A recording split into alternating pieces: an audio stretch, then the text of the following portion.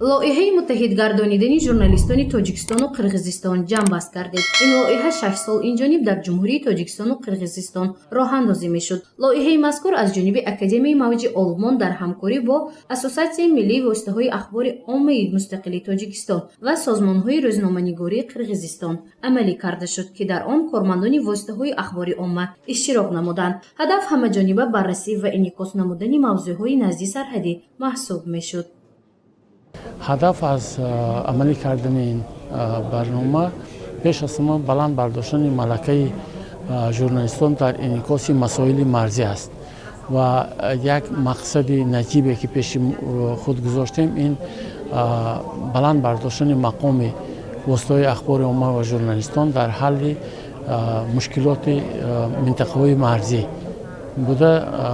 در دایره این لایحه واخوری‌های کاری، میزهای مدور، کنفرانس ها و ترینینگ ها برای ژورنالیستان پیشنهاد کرده شد تا که آنها ملکه خود را صیقل دهند.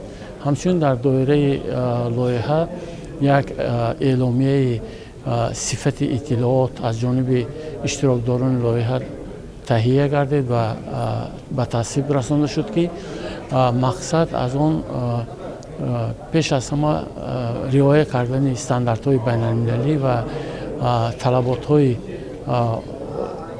اخلاقی نسبت فعالیت ژورنالیستی است و مخصوص تاکید کردن هستیم که یکی از پرینسیپ‌های اساسی کار آنهایی که به انعکاس مسائل مرزی مشغول هستند این ضرر نرساندن به جانب‌ها است و البته برای پیش بردن فعالیت در این سمت برای ژورنالیست‌ها مصلحت‌های کارشناس‌ها همیشه دسترس بود. در دایره این لایحه مانیتورینگ انعکاس موضوعهای نزدیک سرحدی در واسطه‌های اخبار عامه تاجیکستان و قرقیزستان از جانب کارشناسان گذرانده شد. مثلا کارشناس نعمت‌الله میرسعیدов 491 مواد انتشار گردیده واسطه‌های اخبار عامه جمهوری تاجیکستان را مورد تحلیل قرار داده است و میگوید 68% مواد به آژانسی‌های آزیا پلوس و اوستا تعلق دارد. 23% دیگر به تلویزیون‌های محلی مربوط بوده، فعالترین سیمای مستقل یکم میباشد. 9% مواد مانیتورینگ شده به مطبوعات علاقه‌مندی دارد که بیشتر مواد روزنامه‌ای نسیم اصفهانی را فرا میگیرد. یعنی همین دوره اشتراکی بگیم 8 ماهی سال 2020 قید کردم که خاراکتری موادهای چاپ شده و موج هوا آن شده بیشتر به مناقشه ها وابستگی دارد. هر وقتی که در مرز قرقیزستان و تاجیکستان مناقشه عمل می‌آید شماره مواد در صحیفه رسانه‌ها زیاد می‌شود. هر وقتی که حیات آسوده می‌گردد همان قدر مواد کم این موضوع در مرکز دقت نمی‌شود و آن مواد هیچ کس ظاهر نمی‌کند. البته من درست وضعیت همه رسانه‌های ولایت را هم شرکت‌های تلویزیونی و هم روزنامه‌ها را می‌دانم که نه همشون امکانیت‌های خوبی مالیاتی دارند، تکنیکی دارند، اختصاصی دارند و برای همون هم پوره در بر گرفتن این مسئله‌ها امکان ناپذیر بود. در اساس لایحه مذکور آزمون انعکاس بهترین مسائل مرزی نیز جنببست کرده شد. آزمون مذکور منطقوی بود. ژورنالیستان تاجیکستان و قرقیزستان در آن اشتراک نمودند. از جمهوری تاجیکستان باشد بیش از 10 نفر ژورنالیستان که وابسته به مشکل‌های مرزی مواد تهیه نمودند اشتراک داشتند. هدف تشکیل آزمون مذکور بلند برداشتن سویه دانشی روزنامه‌نگاری اوید به مسائل بحثی مرزی محسوب می‌شود.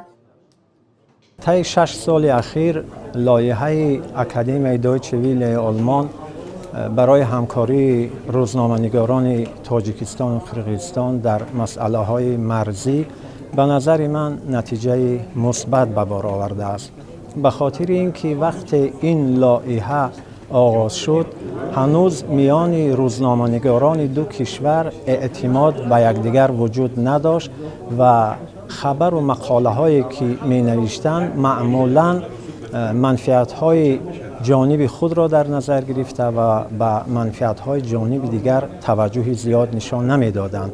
ولی در چارچوب این لایحه چندین بار روزنامه‌نگاران دو کشور و مخصوصاً روزنامه‌نگارانی که در مسئله‌های مرزی تاجیکستان و قرقیزستان از دو جانب مقاله و خبر تهیه می‌کردند، اینها با هم واخوردند، مخصوصاً از منطقه‌های مرزی از ولایت سوخت و ولایت بادکند قرقیزستان. این نشست‌ها گفتگوزارهای بین روزنامه‌نگاران کمک کرد که آنها با یکدیگر نه تنها آشنا شوند، بلکه برای نوشتن مطلب‌های خود، مقاله و خبرها و گزارش‌های خود به این موضوع حساس با جدیت مناسبت کنند. نتیجه این شد که ما در سالهای آخر، مخصوصاً در چند سال گذشته، شاهدی آن شدیم که در مقاله ها انتقاد بی اساس به عنوان طرف دیگر خیلی کمتر شد. قبلا حتی در نام خبر و مقاله ها مثلا به مسئله های نژادی یا تعلق قومی جانب دیگر پرداخته می شد، ولی این پدیده های منفی در فضای رسانه های دو کشور با کمک این لایحه کمتر شد. аз тоҷикистон 2 нафар журналистон соҳиби диплом гардиданд. Неъматулло Мирсаидов бо пешниҳоди маводи таҳлилии марзӣ мақоми аввалро соҳиб шуд. имрӯз аз ҷониби масъулини Ассотсиатсияи миллии воситаҳои ахбори оммаи мустақили Тоҷикистон ғолибон қадрдонӣ гардиданд. ҳамчунин журналисти ширкати телевизион ва радиои Симои Мустақили Якум Мафтуна Шукурова бо пешниҳоди 6 маводи телевизионӣ аз сарҳад мақоми дуюмро соҳиб гардид. مبارک باشد. الان ابدیت کرد برای شما پلانشت برای فعالیت منبعی شما مساعدت کنند. خدا کند که از این جایزه های کلانتر و بالاتر کنید.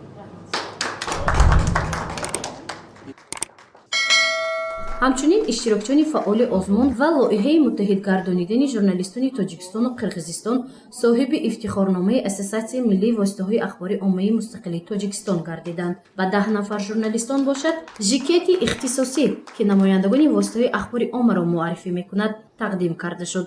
гузориши Мафтуна Шукурова, Наимҷон Айюбов барои барномаи иттилооти хабар.